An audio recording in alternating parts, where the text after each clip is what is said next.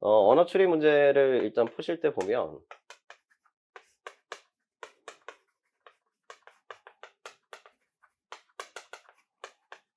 제일 먼저 이제 하셔야 될 건 문제의 상황 파악입니다. 그래서 여기 보시면은 이제 전형적으로 기억, 니은, 디귿이 이 문제 같은 경우는 키워드가 하나씩 주어져 있고요. 그래서 선택지의 사례를 원칙에 이렇게 딱 집어넣는 아주 전형적인 1번 문제는 원리 적용 문제입니다. 원리 적용 문제는 매년 서너 개 이상 출제가 되기 때문에 이 문제는 무조건 3분 안에 끝내야 되고요. 좀 더 빠르게 풀려면 2분 30초 안에 맞춰야 됩니다. 근데 이건 틀리면 안 돼요. 왜냐면 난이도가 중하 정도 되기 때문에 절대로 틀리면 안 됩니다. 그래서 요걸 이제 한번 봅시다. 지금 보시면 일단 그 제시문 한번 볼게요. 국가는 국민의 기본권을 보장할 의무가 있다라고 되어 있습니다. 그래서 키워드 자체가 국민의 기본권 보장 의무인데 이를 위해서 국가는 입법, 사법, 행정의 활동을 하고요. 그 중 이렇게 되어 있어요. 그럼 이제 입법, 사법, 행정 중에서 이제 행정에 대해서 설명합니다. 그럼 사실 이 문제에서는 이제 입법하고 사법에 대한 건 우리가 더 이상 논의할 필요가 없다는 뜻이고, 자, 그중 행정은 법률에 근거해서 국민의 기본권을 적극적으로 실현하고 때로는 제한하기도 한다라고 되어 있습니다. 이 문장은 여러분이 굉장히 익숙하게 보셨던 문장이에요. 왜냐하면 기출문제가 이미 2개나 있습니다. 기출문제가 예전에 보셨던 안전띠 문제 같은 경우도 있고요. 그 다음에 과소보 금지 원칙의 문제도 있었기 때문에 이건 익숙한 제시문이에요. 자, 그러나 하고 이제 딱 끊으셔야 돼요. 이렇게 역접인 소서가 나오면은 선택지는 여기서 다 이제 결정이 됩니다. 그러나 원칙적으로 행정의 역할은 국민의 기본권 실현이니까 제한할 때는 그 다음에 제일 중요한 키워드가 나옵니다. 그래서 이 문제에서 키워드는 바로 이겁니다. 그래서 이 문제의 모든 관건은 선행 조건에 달려 있다는 걸 알 수가 있어요. 왜냐면 맨 처음부터 보시게 되면 입법, 사법, 행정인데 그 다음에 실현하기도 하고 제한하기도 한다. 근데 제한하려면 선행 조건이 필요하다. 이렇게 돼 있어요. 자, 이 글 구조를 조금 더 해보시면 이 전체적인 내용을 한번 봅시다. 국가. 순서를 잘 보시면 이게 제시문이 어려워서 이제 보시는 게 아니에요. 전체적인 걸 보려고 하는 거지.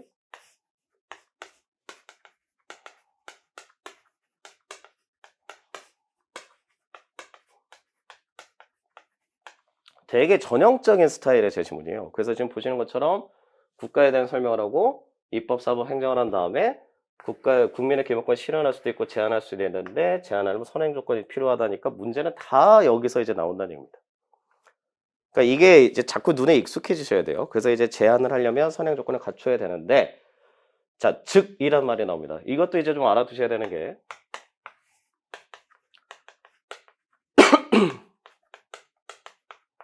이런 말이 나오면 굉장히 중요해요. 즉하고 다시 말하면이 나오면 앞에 있는 건 별로 쓸데가 없습니다. 다 뒤에 있는 거 가지고 판단하셔야 돼요. 그래서 즉 행정으로 인하여 직접적으로 기본권을 제한받는 당사자 본인에게는 사전에 그 행정이 필요한 이유와 내용 및 근거를 알려야 된다고 아주 정확하게 써 있습니다. 그러니까 행정으로 인해서 지금 아까도 말씀드린 것처럼 얘는 이제 논의 대상이 아니에요. 입법 사법은 여기서 논의가 필요가 없고요. 행정에서 실현하거나 제한할 때는 선행 조건이 있어야 되는데 다시 말하면 뭐라고 되어 있느냐? 여기 있는 것처럼 행정으로 해서 직접적이라는 단어를 되게 잘 보셔야 됩니다. 그래서 직접적으로 기본권을 제한받는 당사자 본인에게는 그 다음에 사전이란 단어 잘 보셔야 돼요. 법 문제에서 제일 많이 나오는 말이 이 단어입니다.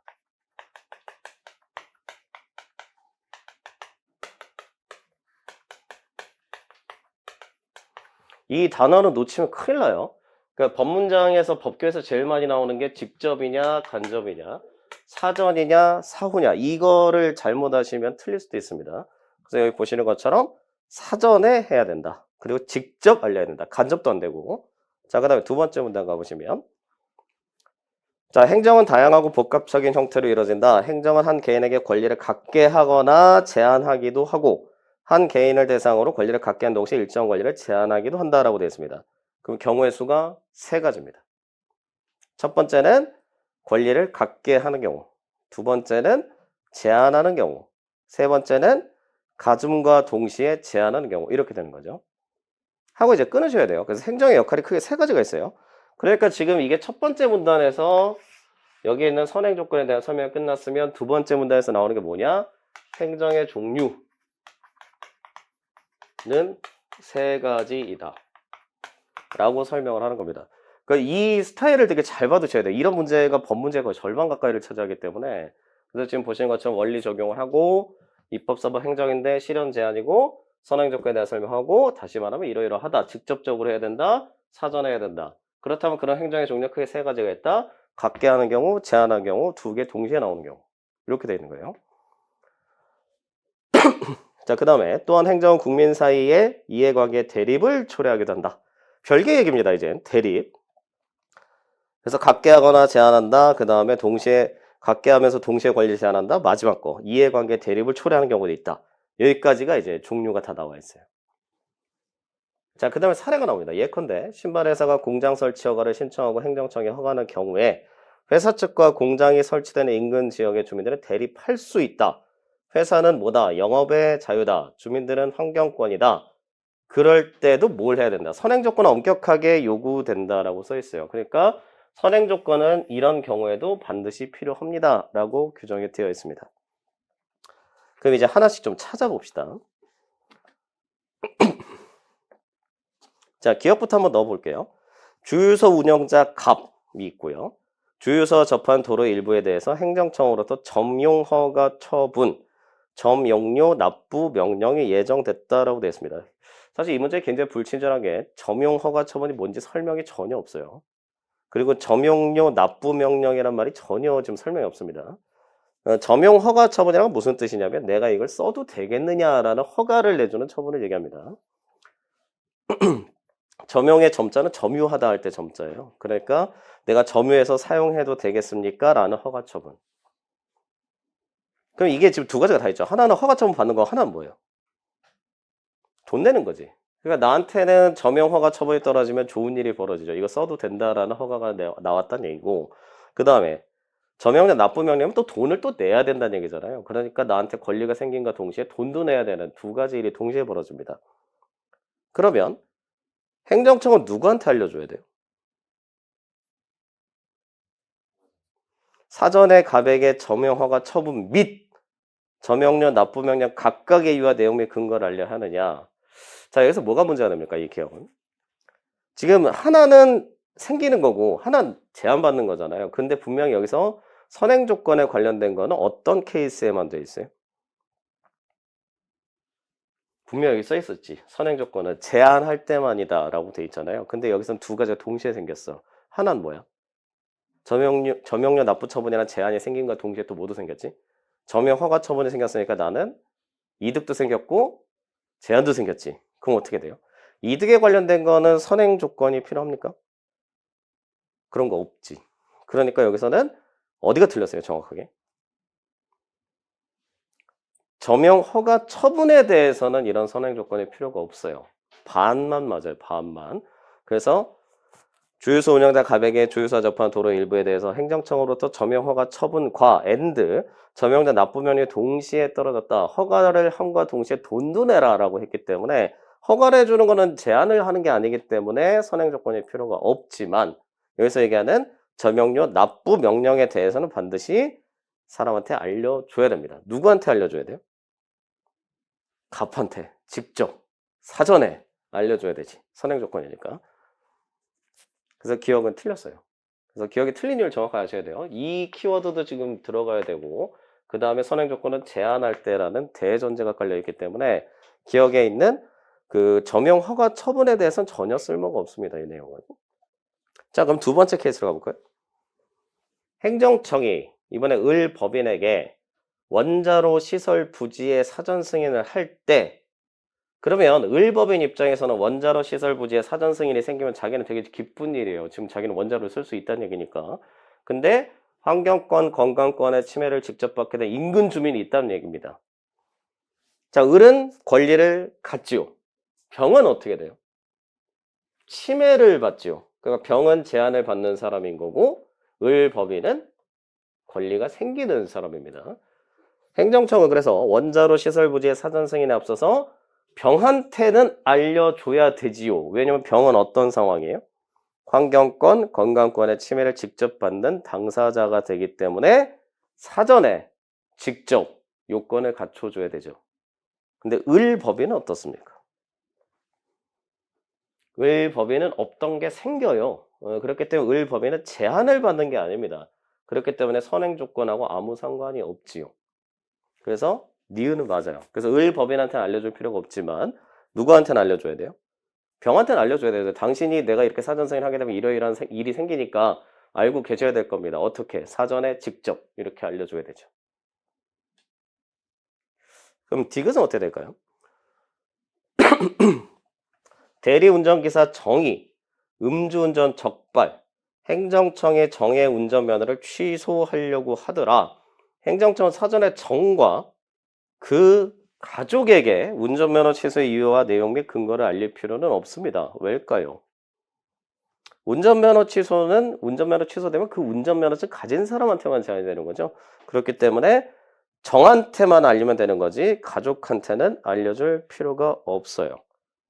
그러니까 결국은 정한테 사전에 직접 알려줘야 되지만 정의 가족하고는 아무 상관이 없습니다. 그래서 디귿은 틀렸어요. 사실 이 문제는 내가 이렇게 자세히 본 이유가 이 문제 매년 나와요. 매년 나오는 타입이고 매년 나오고 빨리 풀어야 되는데 전체적인 구조를 잘 보셔야 된다는 거야. 다시 한번 정리를 하자면 첫 번째 문단에 보시면은 그래서 제한이라는 키워드가 걸려있고 선행조건이라는 키워드가 걸려있어요. 근데 이 선행조건이 다시 말하면 해서 설명이 딱 나와 있잖아요. 그 요건에 해당될 때 선행조건인 거고 그 요건에 해당이 안 되면 다 지워버리면 그만이에요. 그리고 기억, 니은, 디귿에 만든 문제 스타일을 잘 보시면 재밌어요. 기억은 이렇게 써놨죠. 이제 선택지를 가지고 이제 좀 해봅시다. 문제를 하나하나 뜯어보는 이유가 있어요. 다시는 실수하지 말자는 거예요. 기억에 보면은 기본권을 만들어주는 케이스 and 기본권을 없애는 케이스 두 개 동시에 넣어놨지. 기억에다가. 그럼 니은은 이렇게 만들어놨지. 그지? 기본권이 생기는 사람과 침해받는 사람의 대립구도를 만들어놨지. 니은에다가. 자, 디귿은요? 침해받는 사람 그냥 이렇게만 만들어놨지. 그러니까 선택지 구조가 되게 전형적이야. 사실 이 문제도 잘 보시면 분명히 여기서 대립되는 케이스가 있다고 여기서 분명히 설명을 해줬고요. 동시에 생기는 케이스도 여기서 분명히 설명을 해줬어요. 그 다음에 이렇게 아예 안 되고 가족은 상관이 없으니까. 그래서 되게 전형적인 선택지 구조이기 때문에 이 문제는 지금만 잘 봐두시면 다시 보실 필요는 없어요. 그래서 좀 정확하게 한번 이렇게 확인해 두실 필요가 있습니다. 그래서 1번 문제는 그렇게 잘 보시면 되겠고, 그럼 이제 다시 한번 정리를 하자면 선행 조건의 세 가지 조건은 뭐예요? 위에서 찾아보면 기본권 제한. 누구한테? 당사자 본인한테 어떻게? 직접 사전에 이유 같은 거 알려주세요. 이렇게 써 있는 거예요. 그래서 그 요건을 모두 갖춰줘야 되는 겁니다. 그래서 사실 이런 경우에는 이제 제한해서 거는 경우가 많기 때문에 제한받는 경우가 아니면 아예 시당초 상관이 없어요. 그래서 1번은 그렇게 해서 정리를 하시면 되겠고요. 자, 다음 문제 한번 봅시다. 2번 문제가 난이도가 꽤 높습니다. 2번 문제는 난이도가 중상급이고요. 실제로 정답률이 상당히 낮은 문제고요. 문제가 어렵다기보다는 문제가 명확하지 못합니다. 네, 그게 좀 문제예요. 자, 그러면 2번 문제를 한번 보도록 하겠습니다. 이건 전형적인 대화형 논쟁이고요. 이거는 언어 추리 스타일은 아닙니다. 비판 및 반론에서 쓰이는 문제이기 때문에 자, 이거 한번 해보도록 할게요. 자, 2번 문제도 우리가 하나씩 좀 검토를 해보겠습니다.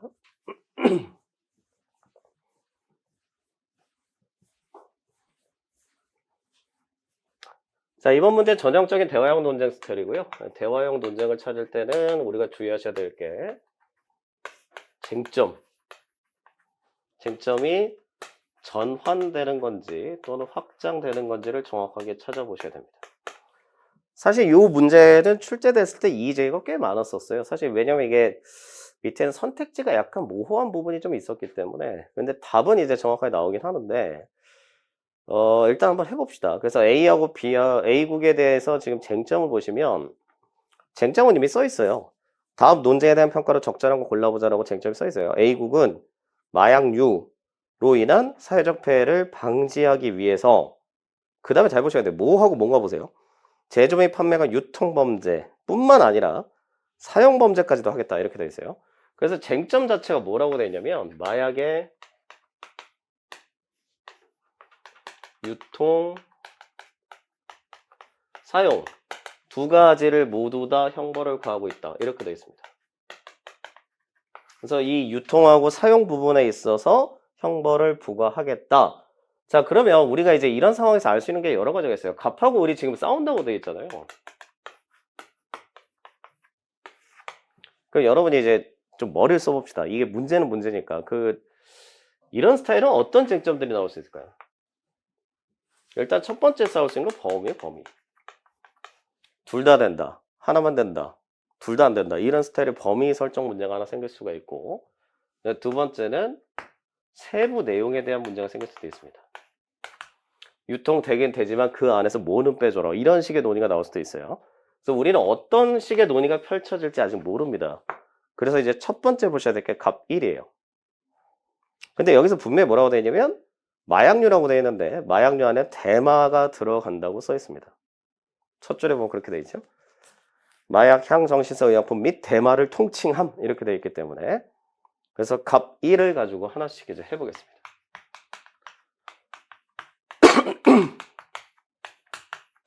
자, 여기서 이제 어떤 일들이 벌어지는지 좀 보셔야 되는데 이 문제 잘 만들긴 잘 만들었어요. 그래서 갑 1을 먼저 보시면 B국을 여행했는데 B국은 대마초변이 합법이라 깜짝 놀랐다.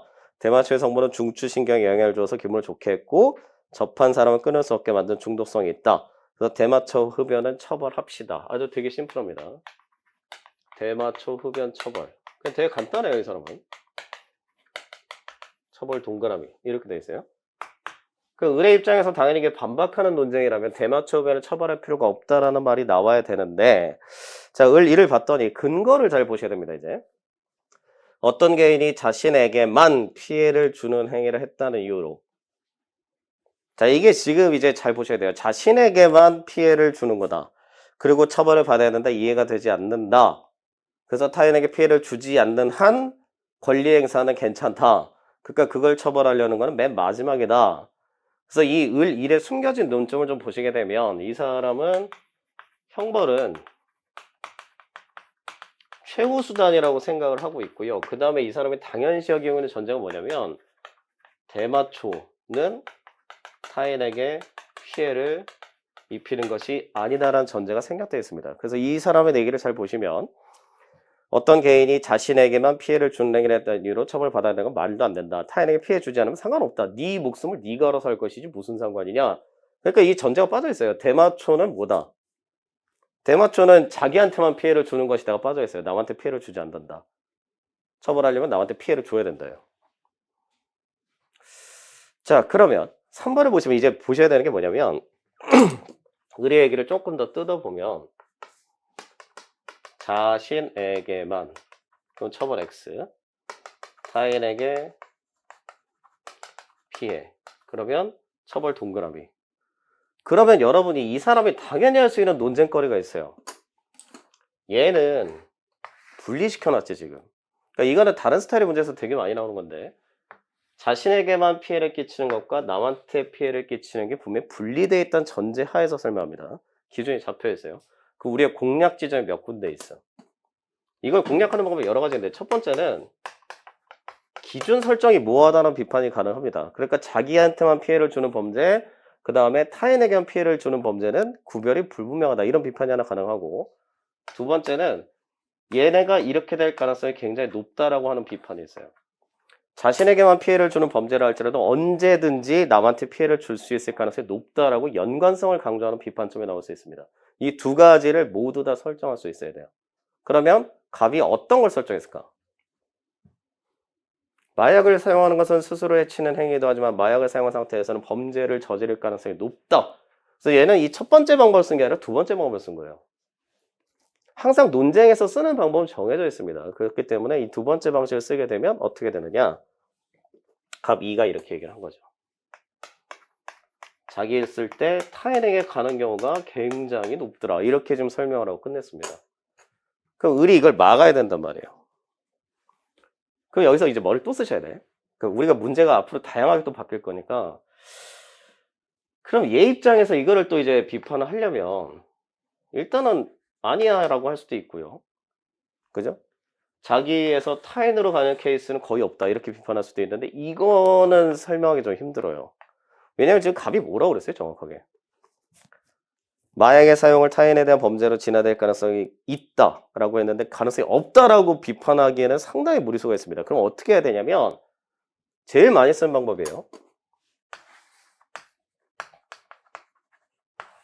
이거 인정하고 반박하는 방법이 있어. 상대방의 내세용을 받아들이면서 새로운 걸 제시하는 거야. 거기 뭐라고 써 있어요? 4번에 그래서. 저기 을2가. 그런 위험성은 있기는 있다. 하지만 그런 행위는 타인을 위할 목적으로 일하는 것이 아니라 중독 상태였다. 그럼 이 사람한테 뭐가 없다는 거예요? 의도가 전혀 없다는 거야.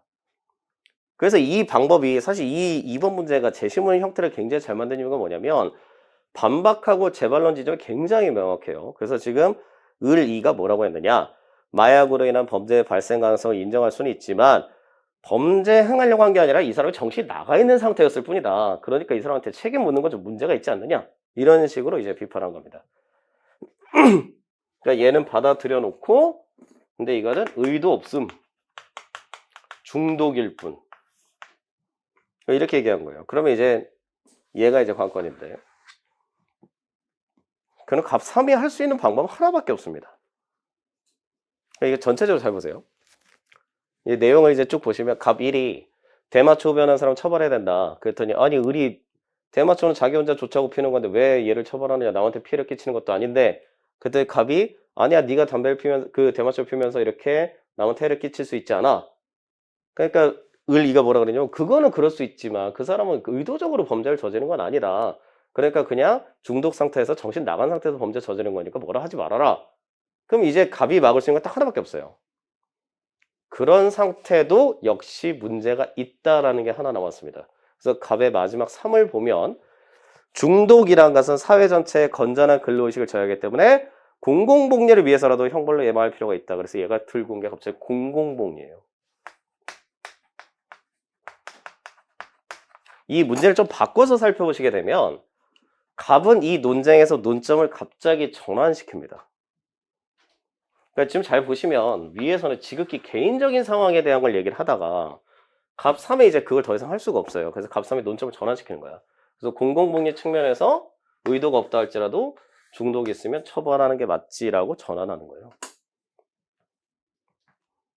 그러면 을 3이 있으면 뭐라고 하겠습니까? 이제 그 밑에. 공공복리, 사회적 해악이라는 이유로 무조건 처벌하는 것은 개인의 자유에 대한 지나친 침해가 아니냐라고 다시 반박할 수 있다는 거예요. 왜냐하면 지금 쟁점 자체가 바뀌었어요. 그래서 갑이 국가적 차원, 사회복지 차원에서 바라보기 시작하는 거예요. 그럼 개인적 차원에서 다시 공격할 수 있어요. 자, 그럼 이제 기억부터 봅시다. 전쟁 중에 병역 기피 목적이라고 되어 있어요. 그리고 그냥 단순히 병역 기피 목적이 아니라 그 앞에 있는 세 글자가 굉장히 중요합니다. 상황 자체가 전쟁이에요, 전쟁. 전쟁 중에 병역 기피 목적으로 자신의 신체를 손상한 사람을 병역법 위반으로 실제로 형사처벌한 A국 정책이 타당성이 있더라 하게 되면 을 1의 주장은 약화가 되느냐. 을은 어떻게든지 처벌 안 하고 싶어요, 지금. 근데 을 1의 주장이 약화가 될까? 이게 잘 보셔야 돼요. 왜냐면 지금 을 1의 주장은 뭐였어요? 자기한테만 해를 끼치면 괜찮지만 남한테 해를 끼치면 분명히 처벌할 만한 이유가 있다라고 되어 있는데 이 기억에 있는 상황이 자기 자신한테만 피해를 주는 상황입니까? 그게 아니라는 게 문제예요. 그래서 이 기억에 있는 상황을 보시면 전쟁 중 병역 기피 목적으로 해서 신체 손상했다? 그럼 나한테 당연히 피해가 옵니다. 내 신체를 손상했으니까. 그런데 이렇게 하게 되면은 내가 병역 기피를 하게 되면 누군가가 내 대신 군대를 가야 된다는 얘기가 돼버리니까 그래서 전쟁 중에 국가하고 사회에 피해를 주니까 을도 그래 그런 경우는 처벌할 수도 있겠지라고 판단할 수밖에 없어요. 그러니까 적어도 약화는 아니야. 근데 이 기억 선택지는 좀 잘못 만들었어요. 이렇게 만들면 안 돼. 뭐라고 써줘야 좀 더 정확했을까? 전쟁 중 병역 피해 목적 이렇게 대충 써놓으면 우리가 볼 때 그럼 남한테 무슨 해를 끼쳤다는 거지? 이렇게 할 수밖에 없기 때문에 전쟁 중 병역 기피 목적으로 자신의 신체를 손상한 사람에 대해서는 이러이러한 상황 때문에 처벌한다라고 분명히 있어야 돼요. 그래서 이제 좀 더 명확하게 하려면 이렇게 자신의 신체를 손상한 사람으로 인해서 군대를 가지 않아도 되는 사람이 군대를 가야 되는 상황이 벌어진다면 이렇게 우리 보고 해석하라는 얘기입니다. 그래서 기억은 별로 이쁜 선택지는 아니에요. 그럼 좀 바꿔봅시다. 을 일의 주장은 강화된다 그러면 어떻게 되겠어요? 적어도 약화는 아니거든? 강화된다가 맞게 틀리게. 반드시 강화된다는 표현은 무리수가 좀 있습니다. 왜냐면 이 얘기는 을 일이 지금 초점이 두 군데예요. 자기 혼자한테만 피해를 주면 처벌하지 말자. 남한테 피해를 주면 처벌하자까지 있지만 이 사람이 방점을 두고 있는 거는 남한테 피해 줄 때 처벌하자에 방점을 두고 있는 건 아니야. 그러니까 강화가 가능은 하지만 반드시 강화된다는 표현은 못 씁니다. 그래서 기억 같은 경우는 이제 을 일의 주장을 강화할 수 있다 정도가 가장 정확한 답이 될 수 있어요. 적어도 약화는 아닙니다. 기억을 잘 넘어갔어야 되는데 왜냐하면 기억을 동그라미 치면 답이 3, 4, 5번에 가 있고 우리하고 아무 상관없는 답을 고르기 때문에. 자, 니은 보시죠. 자행에 대한 형사처벌. 자기 몸에다 해를 하는데 형사처벌. 그 행위가 타인에게 직접 위해를 가하는 경우에만 정당화될 수 있다. 위의 가능성만 가지고 정당화돼서 안 된다라는 견해가 만약에 옳다라고 하게 되면 갑 2의 주장은 어떻게 됩니까? 부정됩니다. 그렇기 때문에 이거는 약화된다가 맞아요. 지금 보시는 것처럼 갑 2에서는 타인에게 위해가 될 수 있는 가능성이 있다면 그 행위를 처벌받아야 된다요. 근데 지금 니은에 있는 걸 그대로 집어넣게 되면 갑의 주장 자체가 전면적으로 부정이 됩니다. 그래서 약화가 되겠고요. 자, 디귿. 요것도 좀 잘 보셔야 되는데. 자, 중독에 관련된 얘기는 을 2하고 갑 3에서 나왔습니다. 그 전에는 중독에 대한 얘기는 없었어요. 그래서 을 2에서 의도가 아니었고 중독이었으면 처벌이 안 된다. 그때 갑 3은 중독도 사회학이니까 처벌하자. 이렇게 되어 있기 때문에 그래서 인터넷 중독과 관련해서 예방교육과 홍보활동을 강조해서 형벌을 가하지 않는 A국 정책의 타당성을 인정받았다. 그러면 을 2의 주장은 약화가 됩니까? 을 2는 중독을 처벌 대상으로 보는 거예요? 아니면은 치료와 예방으로 보고 있어요? 치료 예방으로 보고 있었어요, 분명히. 자, 그렇게 되면 어 처벌의 대상에 대해서는 안 된다. 그러니까 중독을 처벌하지 않고 예방을 강조하는 A국 정책의 타당성을 만약에 인정받게 되면 을 2의 주장을 오히려 지지해 주거나 강화할 수 있게 됩니다. 이건 약화는 아니에요. 근데 이게 뭘 쓴 걸까? 디귿에 있는 그 사례 자체는 유비추리를 쓰는 겁니다. 그래서 지금 보시는 것처럼 마약 중독, 인터넷 중독, 중독이란 유비추리에 대해서 중독을 어떻게 처리하는 애를 보여주는 거예요. 그래서 2번의 답은 니은만 맞는 게 됩니다. 정답은 1번이 되죠.